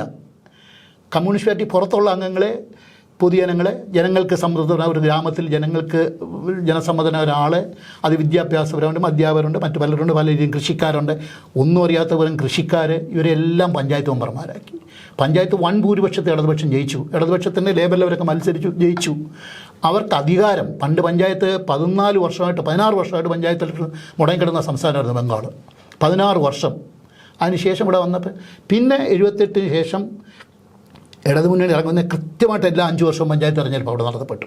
ഈ പഞ്ചായത്ത് വികേന്ദ്രീകരണം, ലാൻഡ് റിഫോംസ്, വിദ്യാഭ്യാസം, പ്രൈമറി വിദ്യാഭ്യാസം ഫ്രീ ആക്കി, അതിനുശേഷം 12ാം ക്ലാസ് വരെ ഫ്രീ ആക്കി. ഇതെല്ലാം ഇടതുമുന്നണി ഗവൺമെൻറ്റിൻ്റെ കാലഘട്ടത്തിൽ നടപ്പിലാക്കിയതാണ്. 2ാം തെരഞ്ഞെടുപ്പ് 5 വർഷത്തെ പൂർത്തിയാക്കിയതിന് ശേഷം 82-ൽ വന്നപ്പോൾ വീണ്ടും ഇടതുമുന്നണി അതിനേക്കാൾ കൂടുതൽ ഭൂരിപക്ഷത്തിൽ ഒരു ചലഞ്ചില്ലാത്ത രീതിയിലേക്ക് വന്നു. അന്ന് ജനതാ പാർട്ടി എന്നുള്ളത് കംപ്ലീറ്റ് നിഷ്പ്രഭമായി പോയി. കോൺഗ്രസ് നിഷ്പ്രഭമായി പോയി. 82 ജനതാ പാർട്ടി ഇല്ല. അതിന് മുമ്പ് 80-ലേക്ക് ജനതാ പാർട്ടി പോയി തുടങ്ങിയല്ലോ. 80-ലായപ്പോഴത്തെ അന്ന്. പക്ഷേ ഈ ജനതാ പാർട്ടി എന്ന് പറഞ്ഞാൽ കോൺഗ്രസിൽ നിന്ന് പോയ ആളുകൾ അവിടെ ഒരു പിന്നെ പോളറൈസേഷൻ ബംഗാളിലായി. 80 മുതൽ പോളറൈസേഷൻ. ജനതാ പാർട്ടിയോടൊപ്പം നിന്ന ആളുകളൊക്കെ കോൺഗ്രസിലേക്ക് തന്നെ തിരിച്ചു പോയി. ജനതാ പാർട്ടി അതോടുകൂടി തീർന്നു തുടങ്ങിയപ്പോൾ ഇങ്ങോട്ട് വന്നു. അപ്പോൾ കോൺഗ്രസും ലെഫ്റ്റ് എന്നുള്ള 2 വിഭാഗമായിട്ട് മാറി.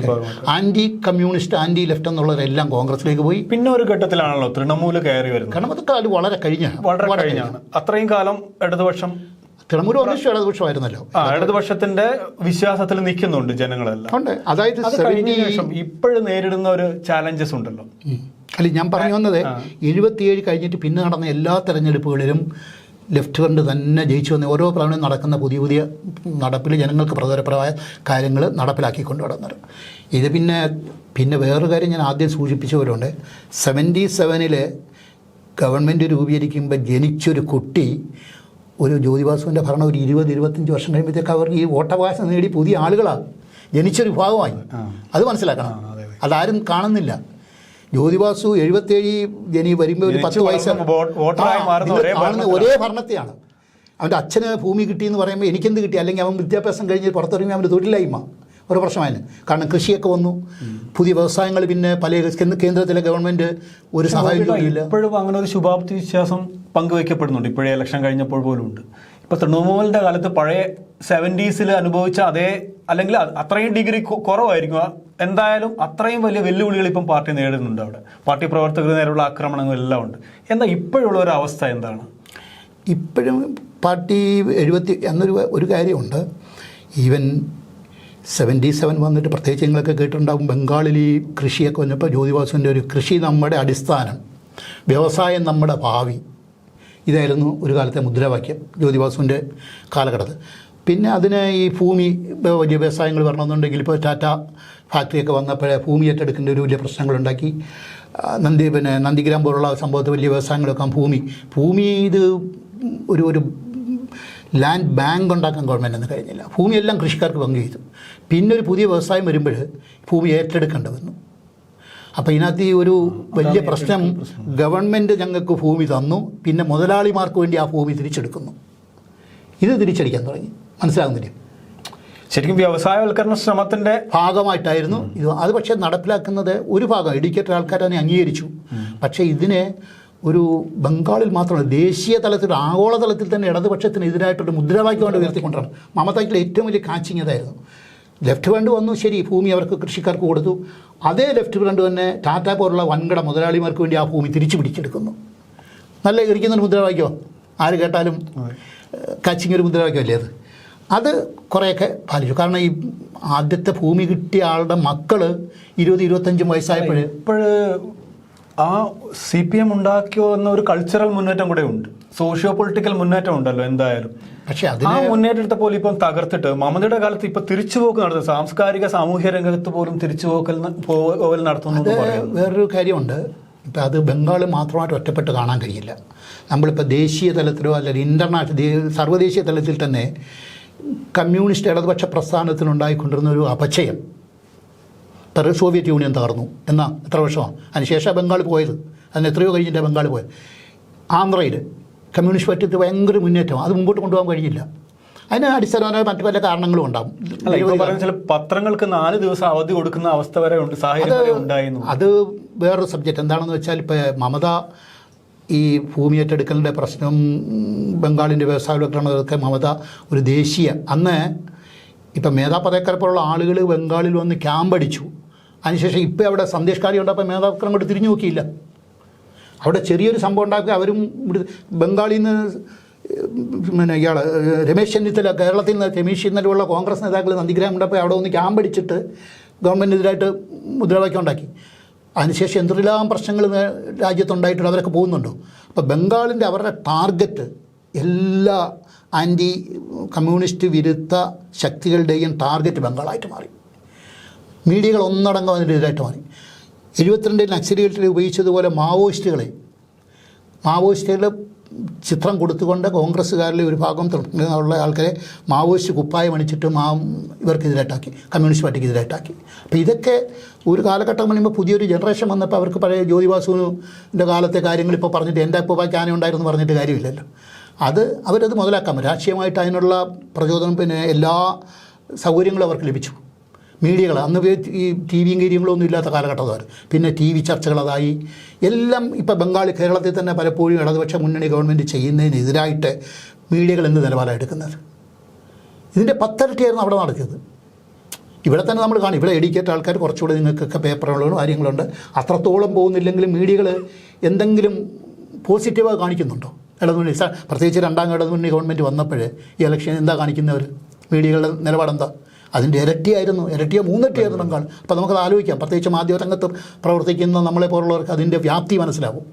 അത് ഉപയോഗിച്ചു. അതൊരു ജനങ്ങളിലെ ഒരു ഹിറ്റ്ലറുടെ ഭാഷയെ പറയുമ്പോൾ തന്നെ ഒരു കാര്യം 10 പ്രാവശ്യം കള്ളം പറഞ്ഞാൽ ജനങ്ങൾ അതിനകത്തൊരു അംശം സത്യമുണ്ടെന്ന് വിശ്വസിക്കും. അതായിരുന്നു അവിടെ നടത്തിയ ഇടതുമുന്നണിക്കെതിരായിട്ട് വ്യാപകമായ പ്രചരണം. ബംഗാളിൽ മാത്രമല്ല, ദേശീയ തലത്തിൽ, അന്തർദേശീയ തലത്തിൽ. അല്ല, 2024 എത്തുമ്പോൾ ഒരു വലിയ ഫാസിസ്റ്റ് ഭരണകൂടത്തെ നിരാശപ്പെടുത്തിയ ഒരു തെരഞ്ഞെടുപ്പായിരുന്നു ഇത്. അതിന്റെ ഒരു മാറ്റം ഇന്ത്യയിൽ ഇപ്പോൾ ഉണ്ടായിരിക്കുകയാണ്. എല്ലാത്തിനും ഒപ്റ്റിമമുണ്ട്. അതിന്റെ ഒരു അവസ്ഥയിൽ, സാഹചര്യത്തിൽ ബംഗാളിലെ ഇനിയുള്ള പ്രതീക്ഷകൾ എന്തൊക്കെയാണ്? ബംഗാളിൽ ഇപ്പം 2011 തൃണമൂല് ബംഗാളിൽ അധികാരത്തിൽ വരുന്നത്. അന്ന് എല്ലാ ഇടതുപക്ഷ വിരുദ്ധ ശക്തികളും BJPയും കോൺഗ്രസും തൃണമൂലും എല്ലാം ഒറ്റക്കെട്ടായിട്ട് ഇടതുമുന്നണിക്കെതിരായിട്ട് റാലി ചെയ്ത് അതിൻ്റെ ഒരു ഭാഗമായിട്ട്, അതിപ്പോൾ ബംഗാളിൽ മാത്രം ഞാൻ പറഞ്ഞില്ലേ, മറ്റുള്ള ഭാഗത്തു നിന്നുള്ള ആളുകളും എല്ലാം കൂടെ കൂടി വന്നിട്ടാണ് അവിടെ ഇടതുമുന്നണിയുടെ ഒരു ഇടത് വിരുദ്ധ സഖ്യം, വിശാല സഖ്യം ഉണ്ടാക്കി ഇടതുമുന്നണിക്കെതിരായിട്ട് പറഞ്ഞു കുറേയൊക്കെ ഫലിച്ചത്. കാരണം പുതിയ ജനറേഷൻ വന്നപ്പോൾ ഈ പറയുന്നത് 10 പ്രാവശ്യം ഒരേ കാര്യം തന്നെ പറയുമ്പോൾ അതിനകത്ത് ഇപ്പം നന്ദിഗ്രാം പോലുള്ള സംഭവങ്ങൾ കെട്ടിപ്പരിപ്പിച്ചതിനായിരുന്നു. അസത്യമൊന്നുമില്ല. വെടിവെപ്പ് ഇപ്പം മമത പറയുന്നുണ്ടത് ഞങ്ങളാണ് ചെയ്തത്. ഇപ്പം മമതയും BJPയും തമ്മിൽ തെറ്റിയപ്പോൾ സുഖേന്ദു അധികാരി BJPയുടെ പണ്ട് തൃണമൂലിലെ വലിയ നേതാവായിരുന്നു, യൂത്ത് കോൺഗ്രസിൻ്റെ നേതാവരുടെ. ഇപ്പോൾ അയാൾ പറഞ്ഞു നീയല്ല ഞാനാ ജയിച്ചതെന്ന് മമത അവരോട് പബ്ലിക്കായിട്ട് പറഞ്ഞു. എന്താ? കാരണം നീ അതിൻ്റെ ക്രെഡിറ്റ് എടുക്കണ്ട. സുഖേന്ദു പറയുന്നുണ്ട് നന്ദിഗ്രാം പോലെ അവിടെ മത്സരിച്ചപ്പോൾ നന്ദിഗ്രാമിലാണ് സുഖേന്ദു ജയിച്ചത്. അപ്പോൾ അവരുടെ ഇടത്തിൽ വന്ന് പറഞ്ഞു നീ മാത്രം അതിൻ്റെ ക്രെഡിറ്റ് എടുക്കണ്ട, ഞാനത് ജയിച്ച്. മമത ഓപ്പണായിട്ട് ഇപ്പോൾ പറയേണ്ടി വന്നു. അത് എല്ലാ മാധ്യമങ്ങളും വന്നു. അന്ന് ഇത് പറഞ്ഞതാണ്. ഒരു ക്രൂരമായ രാഷ്ട്രീയ തന്ത്രം മെനഞ്ഞുണ്ടാക്കി. അതിനകത്ത് ഇൻ്റർനാഷണൽ തലത്തിൽ, ദേശീയ തലത്തിൽ പോട്ടെ, ഇൻ്റർനാഷണൽ തലത്തിൽ പോലും അതിൻ്റെ പ്ലാനിങ് നടത്തിയൊരു സംഭവം. അതൊക്കെ ഇപ്പോൾ പുറത്തു വരുന്നുണ്ട്. ക്രൗഡിനുള്ളിലേക്ക് ഇവർ പോലീസ് വേഷം അണിഞ്ഞു കയറി വെടിവെപ്പ് നടത്തിയതാണ്. അത് CBI എൻക്വയറി നടത്തിയപ്പോൾ അത് പറഞ്ഞു. അന്ന് തന്നെ ബുദ്ധദേവ് പട്ടണത്തിൽ പറഞ്ഞിരുന്നു. അതിന് ഉദ്യോഗസ്ഥ കാലത്ത് ചില ഗവൺമെൻറ്റിനെതിരായിട്ട് ചില ആളുകളുണ്ട്, അവരതിനകത്ത് കൈകളിച്ചു. പ്രത്യേകിച്ച് ചില പോലീസ് ഉദ്യോഗസ്ഥരൊക്കെ അതിനകത്ത് അന്ന് തന്നെ സുപ്രീം ഹൈക്കോടതി എൻക്വയറി നടത്തി, CBI എൻക്വയറി നടത്തിയപ്പോൾ ഇത് പുറത്തു വന്നു. ഇപ്പം സ്വന്തമായിട്ട് അവർക്ക് തന്നെ പറയേണ്ടി വന്നു. കാരണം തൃണമൂലിൽ നിന്ന് തെറ്റിയ ഒരു ഭാഗം BJPയിലേക്ക് പോയപ്പോൾ അവർ തമ്മിൽ ആരാണ് ഇതിൻ്റെ ക്രെഡിറ്റ് എടുക്കുന്നതെന്നുള്ളത്, നന്ദിഗ്രാം ഉണ്ടാക്കിയതിൻ്റെ പരസ്യമായിട്ട്. അപ്പോൾ അത് അത്ര ക്രൂരമായ രീതിയിൽ അവരൊരു പ്ലാനിങ് നടത്തി ഗവൺമെൻറ്റിനെ അട്ടിമറിക്കാനുള്ള ചെയ്തൊരു ഭാഗമായിട്ടായിരുന്നു അത് ചെയ്തത്. അതൊന്നും ഉണ്ടാവും, പ്രത്യേകിച്ച് ദീർഘമായ ഭരണം വരുമ്പോൾ, നിലനിൽക്കുമ്പോൾ. പിന്നെ താഴെത്തട്ടിലോട്ട് കുറേയൊക്കെ ദൂഷ്യങ്ങളുണ്ടായിട്ടുണ്ടില്ല ഞാൻ പറയുന്നില്ല. പ്രത്യേകിച്ച് ഈ പുതുതായിട്ട് വന്ന ഒരു ജനറേഷൻ ഉണ്ടല്ലോ, അവരുടെ ഇടയിലേക്ക് ഈ അധികാരം കൈമാറും. അവർ ജനിച്ചപ്പോൾ മുതൽ അധികാരം കൈമാറും. ഈ പഞ്ചായത്ത് മെമ്പർമാരുടെ കാര്യം പറഞ്ഞു. 70 മുമ്പുള്ള പോരാട്ടങ്ങളൊന്നും അവരറിയില്ല. ഗ്രാമങ്ങളിലേക്ക് ഒളിച്ചോടേണ്ടി വന്ന 50,000 പഞ്ചായത്തന്മാരെ തെരഞ്ഞെടുപ്പതിൽ ഒരു 10,000 കഴിച്ചൊരു 40,000 പേരും കമ്മ്യൂണിസ്റ്റുകാരല്ലായിരുന്നു. കമ്മ്യൂണിസ്റ്റ് അനുഭാവികളോ അവരെയായിരുന്നു പിന്നെ വന്നത്. പിന്നെ ഓരോ തവണയും പഞ്ചായത്ത് മെമ്പർമാരുടെ എണ്ണം കൂടി. അപ്പം അവരെയൊക്കെ മുകളിൽ അവരൊക്കെ അധികാരം കൈ കിട്ടിയപ്പോൾ കുറച്ചാലൊക്കെ അവരെ കൂടെ നിന്ന് പിന്നെ എന്നാൽ നമുക്കിത് ഉപയോഗിക്കാമല്ലോ, ഇതിൻ്റെ സ്വാദം നമുക്കും ആകാമെന്നുള്ള ഇത് വന്നപ്പോൾ ഇത് ജനങ്ങൾ കാണാൻ തുടങ്ങി. അപ്പോൾ ജനങ്ങളുടെ ഇടയിലൊരു അതൃപ്തി വന്നു തുടങ്ങി. പക്ഷേ ഈ 35 വർഷത്തിനുള്ളിലും ഇടതുമുന്നണി മന്ത്രിസഭയിൽ ഏതെങ്കിലും ഒരാൾക്കെതിരായിട്ട് ഒരു അഴിമതിയാരോപണം ഉണ്ടായിട്ടില്ല. ഒരു മന്ത്രിക്കെതിരായിട്ട്, ഒരു MLAക്കെതിരായിട്ട് ഒരു അഴിമതിയാരോപണം ഉണ്ടായിട്ടില്ല. ഇപ്പോൾ എല്ലാവരും മമതാ മന്ത്രിസഭയിലെ 3 മന്ത്രിമാരകത്താണ്. അവർ എത്രയോ നേതാക്കന്മാർ കോടിക്കണക്കിന് രൂപയ്ക്ക് അഴിമതിയകത്താണ്. പക്ഷേ ബംഗാളിൽ അത് പറയാൻ പറ്റത്തില്ല. അഴിമതി എന്ന ഒരു ഉന്നതതലത്തിലൊരു ജില്ല, പിന്നെ പഞ്ചായത്ത് തലത്തിലേക്ക് അതാണ് ജനം കാണുന്നത്. ജനങ്ങളുമായിട്ട് നേരിട്ടുള്ള ബന്ധം വരുന്നത് ഗ്രാമങ്ങളിലാണ് ഇത് കെട്ടിപ്പടുത്തത്. ഗ്രാമങ്ങളിലാണ് എവിടെയോ ചെറിയ തകരാറുണ്ടായത്. അതിൻ്റെ ഒരു ദൂഷ്യഫലം കൊണ്ട് അത് ഒഴുകാൻ തുടങ്ങി ഒരു കാറ്റ് വീശിയപ്പോഴേ. പക്ഷേ ഇപ്പോഴും പാർട്ടി പുതിയൊരു പോരാട്ടത്തിലാണ്. ഇപ്പം മമത വന്നതിന് ശേഷം പണ്ട് സിദ്ധാർത്ഥ ശങ്കർ ഇന്ദിരാഗാന്ധി ചെയ്ത അതേ നയമായിരുന്നു മമത അഡോപ്റ്റ് ചെയ്തത്. കമ്മ്യൂണിസ്റ്റുകാരെ അവിടെ ഉന്മൂലനം ചെയ്യണം. ഇപ്പോഴും മമതയുടെ മെയിൻ ശത്രു BJP അല്ല, ബംഗാളിൽ CPIM ആണ്. അവർ യോഗങ്ങളിലൊക്കെ പറയുന്നതാണ്. കാരണം കമ്മ്യൂണിസ്റ്റ് പാർട്ടിയുടെ ഒരു അംശം എവിടെയെങ്കിലും കടന്നാൽ അവർക്കറിയാം അത് തലപൊക്കി വരുമെന്നുള്ളത്, ജനങ്ങളെ കൂടെ അത് മനസ്സിലാക്കി അവർ പ്രവർത്തിക്കുന്നത്. കമ്മ്യൂണിസ്റ്റ് പാർട്ടിയെ തകർക്കുക എന്നുള്ളതാണ് അവരുടെ ലക്ഷ്യം. പക്ഷേ എത്ര അടിച്ചമർത്താൻ ചെയ്താലും ആളുകൾ, പിന്നെ പുതിയ ജനറേഷൻസ് ഇതുപോലെ വന്നു തുടങ്ങി. മമത വന്നതിന് ശേഷം ജനിച്ച പിള്ളേർ, അല്ലെങ്കിൽ അന്ന് 10 വയസ്സ്, ഇപ്പം മമത 15, 11, 12 വർഷമായി, 13 വർഷമായി. അന്ന് 10 വയസ്സുള്ള പിള്ളേർ ഇപ്പോൾ 20, 21 വയസ്സിലേക്ക് കഴിഞ്ഞു. 21, 22 വോട്ടവകാശമായി അവർക്കൊക്കെ ചിന്തിക്കാൻ തുടങ്ങി. അപ്പോൾ അവരിവരുടെ കറപ്ഷനും ഈ ദുർഭരണവും അഴിമതിയും, വ്യാപകമായ അഴിമതി എല്ലായിടത്തും നടക്കുന്നത്. നിയമനത്തിൽ പൈസ കൊടുക്കാതെ വിദ്യാഭ്യാസ മന്ത്രി ഇപ്പോഴും ജയിലില്ല. അവരുടെ ആയിരുന്നു മമതയുടെ രണ്ടാമൻ പാർത്ഥ ചാറ്റർജി. ഭക്ഷ്യമന്ത്രി, റേഷൻ വിതരണത്തിൽ കോടികൾ വെട്ടിച്ച പ്രിയമല്ലിക്ക് അനുപ്രിയമ്മനെ ഇയാൾ ഇപ്പോൾ ജയിലില്ല. അവരുടെ ഏറ്റവും വലിയൊരു പ്രമുഖൻ അനുബ്രത മണ്ഡൽ കന്നാലി കള്ളക്കടത്തിൽ ഇപ്പോൾ തിഹാർ ജയിലിലാണ്. മമതയുടെ അനന്തരവൻ ഈ തെരഞ്ഞെടുപ്പിൽ ബംഗാളിൽ ഏറ്റവും കൂടുതൽ ഹെലികോപ്റ്റർ ഉപയോഗിച്ച BJP അല്ല, BJPയെക്കാട്ട് കൂടുതൽ 523 തവണയാണ് മമത ഹെലികോപ്റ്റർ ഉപയോഗിച്ച് പ്രചരണം നടത്തിയത്. 521 തവണ, എത്ര കോടിക്കണക്കിന് റുപ്യ. അതേസമയം BJP 14 തവണ ഉപയോഗിച്ചുള്ളൂ. ഇടതുപക്ഷം ഒരിടത്ത് പോലും ഉപയോഗിച്ചില്ല, അതിനുള്ള പൈസ ഇല്ല, ഉപയോഗിച്ചില്ല, ആവശ്യമില്ല. അപ്പോൾ ഇതൊക്കെ കണ്ടിട്ട് വളരുന്ന ഒരു ജനത കൂടെ പിന്നാലെ വരുന്നുണ്ട്. അതാണ് കമ്മ്യൂണിസ്റ്റ് പാർട്ടിക്ക് ഇപ്പം കഴിഞ്ഞ പ്രാവശ്യക്കാട്ടി കുറെ കൂടെ ഇപ്പം ജനങ്ങളത് പറയുന്നുണ്ട്. ഇപ്പോൾ പറയുന്ന ഇടതുപക്ഷ ഭരണത്തിന് 20 മുമ്പ് ഇടതുപക്ഷം ഫാർ ബെറ്റർ ആയിരുന്നു പറയുന്നുണ്ട്. പക്ഷേ ഇനി അത് വോട്ടായി മാറുന്നതിന് കാരണം ഇതിനകത്ത് BJPയുടെ ഒരു ഘടകമുണ്ട്. BJP ഹിന്ദുത്വ വികാരമൊക്കെ ഇളക്കി അതിനകത്തൊരു ഘടകമുണ്ട്. അവരെ കൗണ്ടർ ചെയ്യാനായിട്ട് മമത അതേ ഹിന്ദുത്വ വികാരം അടക്കുന്നത്. അതുകൊണ്ടാണ് ഇപ്പോൾ കേന്ദ്രത്തിൽ സംസ്ഥാനത്ത് ഏറ്റവും കൂടുതൽ സംസ്ഥാന ജീവനക്കാർക്ക് ലീവ് കൊടുക്കുന്ന സംസ്ഥാനം കേരളം. പൂജാ സമയം 15 ദിവസം തുടർച്ചയായിട്ട് ഗവൺമെൻറ് ഓഫീസുകൾ അവധിയാണ്. പത്രങ്ങൾ, ന്യൂസ് പേപ്പറുകൾ 4 ദിവസം തുടർച്ചയായിട്ട് അവധിയാണ്. സപ്തമി, അഷ്ടമി, നവമി, ദശമി, ഈ 4 ദിവസം അവിടെ ഒരു പത്രവും ഒന്നുമില്ല. TV കൂടെ കാണുന്ന കാര്യങ്ങൾ മാത്രം ഇല്ല. ഇത് ഏതെങ്കിലും ഒരു സംസ്ഥാനത്തുണ്ടോ? കേരളത്തിലൊക്കെ ഒരു ദിവസം കഴിഞ്ഞ് 2ാമത്തെ ദിവസം പത്രം നിർത്താൻ പറ്റുമോ? നടത്താൻ പറ്റത്തില്ലല്ലോ. അത്രയും സമ്പന്നമായ സംസ്കാരവും സാഹിത്യവും എല്ലാം ഉണ്ടായിരുന്ന ഒരു സ്ഥലമാണ്. ഒരു സമയത്ത് ആ നന്ദിഗ്രാം പോലുള്ള സമയത്ത് നടത്തുന്ന ലെഫ്റ്റിനോട് അടുത്തിരുന്ന കലാസാഹിത്യ രംഗത്ത് പ്രവർത്തിക്കുന്ന ഒരാൾ ഒരു ഇത് കാണിച്ചു മാറി. പക്ഷെ അവരെയൊക്കെ സ്ഥാനമാനങ്ങൾ നൽകി മമത സ്വന്തം. ഇപ്പോൾ മമതയുടെ MLAമാർ MAമാരുടെ പട്ടിക എടുത്ത് നോക്കിയാൽ ഒരുപാട് പേര് സിനിമ, സീരിയൽ നടന്മാരാണ്, കലാസാഹിത്യ അക്കാഡമികൾ, അങ്ങനെ എല്ലാ രൂപങ്ങളും അവരെല്ലാം അവിടെ പ്രതിഷ്ഠിച്ചു. ചെയർമാനാക്കി, കമ്മിറ്റി സെക്രട്ടറിയാക്കി, കമ്മിറ്റികളുണ്ടാക്കി.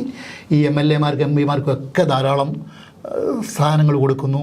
ഈ സിനിമ ഇപ്പം തന്നെ 6 പേര് സിനിമാ നടികളാണ് അവരുടെ MPമാരിൽ. MLAമാർ പിന്നെ ഒരുപാട് പേരുണ്ട്, എഴുത്തുകാർ. അവർക്കൊക്കെ എന്തെങ്കിലുമൊക്കെ പ്രതിഫലം കിട്ടുമ്പോൾ തീർച്ചയായിട്ടും അതിവിടെ നടക്കുന്നില്ലേ?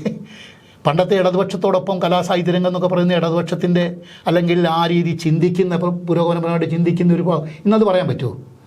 അവരവരുടെ താല്പര്യം ആരാണ് ഞങ്ങൾക്ക് കൂടുതൽ തരുന്നത്, ഞങ്ങളെ നിലനിർത്തുന്നത്, അവർക്ക് വേണ്ടി അങ്ങോട്ട് മാറുന്നുണ്ട്. അതിപ്പോൾ ബംഗാളിനെ സംബന്ധിച്ചോളം CPMന് ഒരു അടിത്തറ വീണ്ടും വരുന്നുണ്ട്.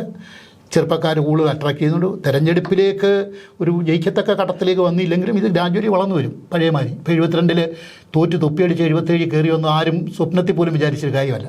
ആർക്കും പ്രവചിക്കാൻ കഴിയാത്തൊരു സംഭവമായിരുന്നു. ഇപ്പോൾ അതിന് കാലഘട്ടം മാറി. അന്നത്തെ ദാരിദ്ര്യവും പട്ടിണിയൊന്നും ഇല്ല. അപ്പോൾ പുതിയൊരു ജനറേഷനാണ് ഇന്നങ്ങനെ വരാനിരിക്കുകയാണ്. എന്തായാലും ബംഗാളിൽ നിന്നും പുതിയ വാർത്തകൾ വരാനുണ്ട് എന്നാണ് 50 വർഷമായി ബംഗാളിൻ്റെ ഹൃദയത്തുടിപ്പുകൾ അറിയുന്ന ഗോപി കൊൽക്കത്ത പറയുന്നത്.